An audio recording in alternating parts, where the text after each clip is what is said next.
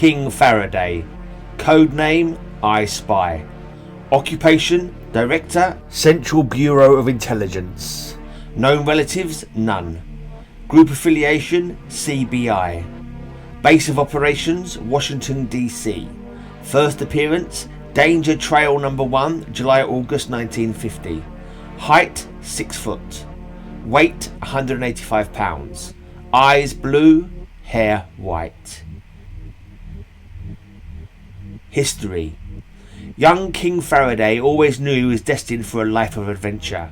Too young for Korea and too old for Vietnam, Faraday dedicated his life to serving his country, a value given him by his immigrant parents.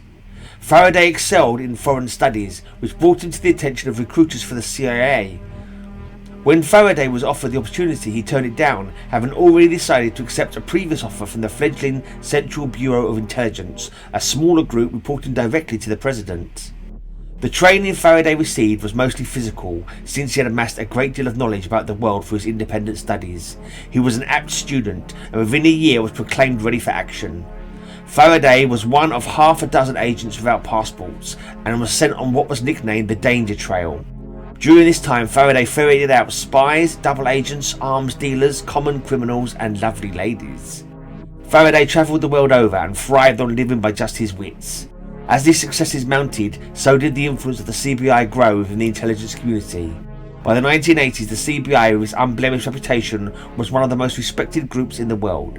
But as Faraday grew older, he recognised that he was losing his time and his edge. He reluctantly left the Danger Trail behind and accepted more modest domestic posts, even becoming a regional director in the Northeast, sometimes coming into contact with superheroes like the Batman, Flash and Nightshade, the latter of whom he worked with frequently. Wanting to maintain an edge as the global community grew smaller, Faraday campaigned for increased funding to allow the CBI to dominate with technological surveillance and data banks. His efforts paid off, and the CBI became internationally admired and feared. As a director, he disliked sending agents around the world when he could simply go himself. Faraday has aided many government operatives over the years, and even played a behind-the-scenes role with the revived Suicide Squad when Amanda Waller first began assembling the team. He recommended Nightshade for the advanced team and has worked with the squad from time to time, most recently during the Janus Directive. As a result of that case, the United States metahuman government relationship was altered.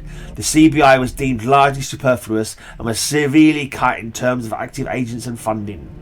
King Faraday was named director and now reports not to the president but to Sarge Steele, the director of metahuman activities and member of the president's cabinet.